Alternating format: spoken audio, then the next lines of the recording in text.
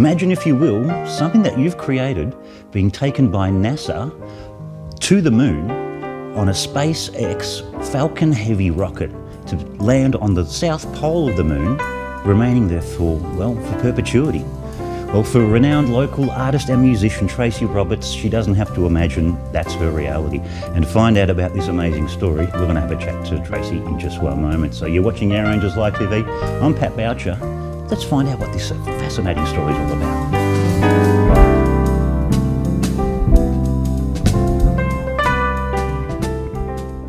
Tracey, thanks so much for joining us. Thank you. What a fascinating story. Tell us how your artwork ended up is in the process of going to the moon. It is an amazing story. I met a musician and author who has become a very good friend of mine, Beth Patterson, when we were doing a couple of music festivals here together in Australia. She was on tour back in 2015.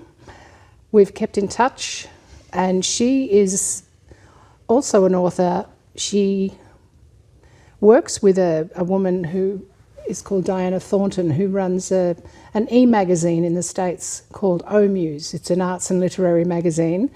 And Diana wanted to do an article on me and my synesthesia and how the music and the art is all related.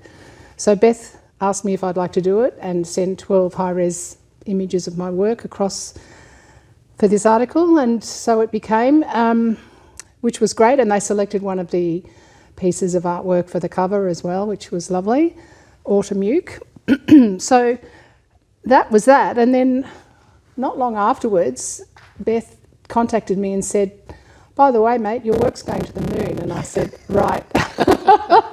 She goes, no, I'm serious. It's actually true. There's a Canadian physicist and author called Dr. Samuel Peralta, whose passion project is to curate and gather the creative works of 50,000 people from around the planet, including authors, musicians, artists, scriptwriters.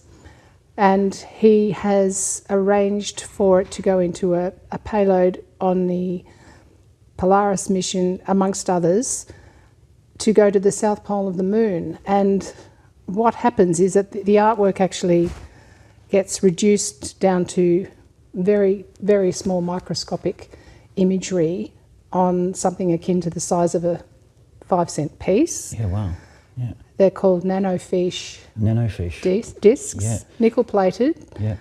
which allows them to be quite durable for at least 10,000 years, if not longer. That's phenomenal. And they're going up in a moon pod, which is like a little box that's attached to a lander, an Astrobotic Griffin lander, which will be on the rocket, the SpaceX rocket going up in October. Phenomenal. So it's happening in October. Yes. Fingers crossed. We hope. It has been delayed a few times, as often happens with space missions, and as they say, space is hard. Space is hard. Space is hard. I remember we shared the story initially just after COVID, and I've always wanted to do a follow-up, so I'm really excited that it's finally happening. Well, that's why I contacted you, because I remember that we did an interview like this years ago, talking about this when it happened, and it was due to go up not long afterwards, and it has been delayed a few times. COVID obviously had something to do with that as well, and various factors. I mean, it's tricky, Yeah. Now, Tracey, your artwork is really vibrant, and it's like, I love it. And you mentioned your synesthesia. Just explain for our viewers, what is synesthesia? Synesthesia is this really cool thing that I enjoy. It's an involuntary joining of senses, essentially. So I see colours with music. You see colours I do. With music. In the back of my head there is always a colour overlay. Yep. And as a pianist, I have particular colours for certain keys of the piano. Right. So basically every note has...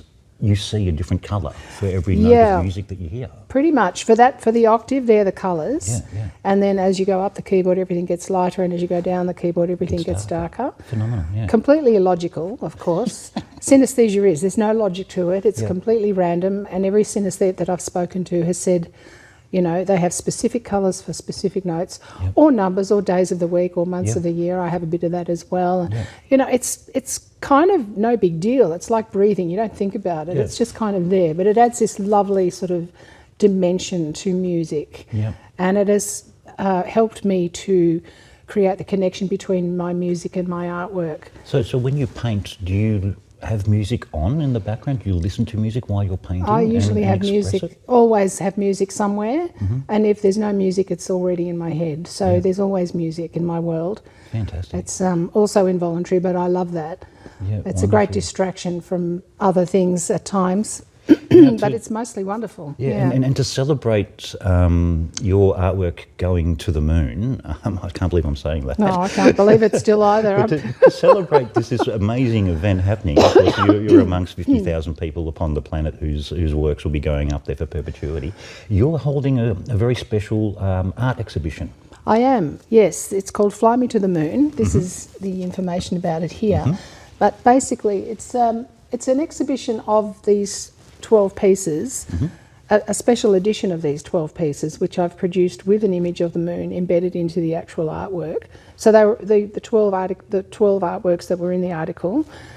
I've printed them at different sizes with the moon in the image with pigment archival inks, and they've all been printed as one-of-one editions, so they're all unique.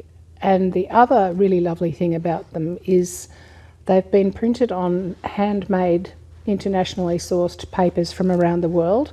So little sort of farming villages in South America or Japan or Mexico, Egypt. You know, there's some really lovely papers that these pieces have been printed on. And they're going to be on exhibition at the Magnet Galleries in Docklands in the city, starting next Friday. Actually, the opening is this Friday coming, the 10th of July. Goes for 3 weeks or so till the 2nd of August. Fantastic.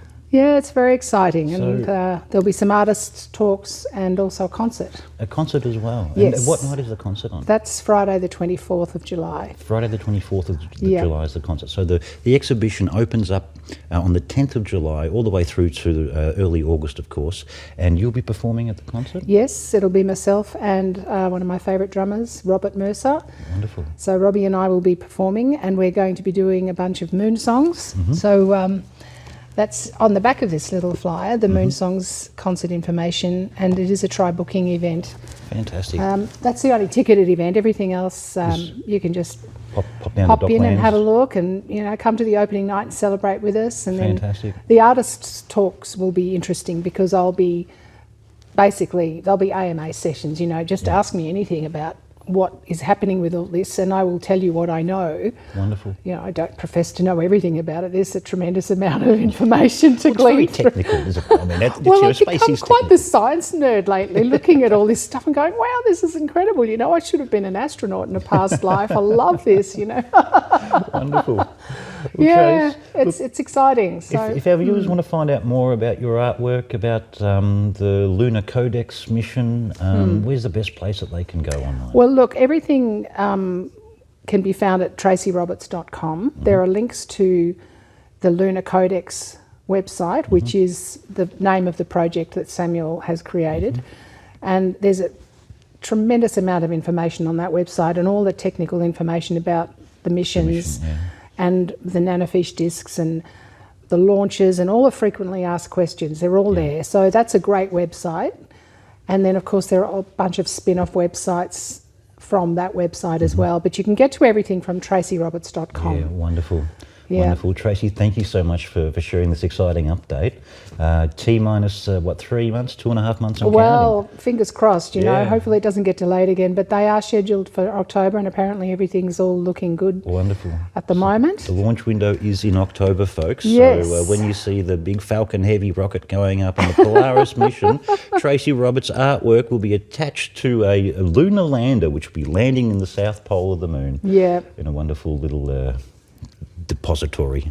Yeah, of a little artwork. Time capsule essentially to show that during COVID, primarily this was his thing. He wanted to show that during COVID, which was one of the most difficult and challenging periods in modern history for humanity, that people still made art. You know, the creative spirit is stronger than ever and will continue to be that way for many years to come.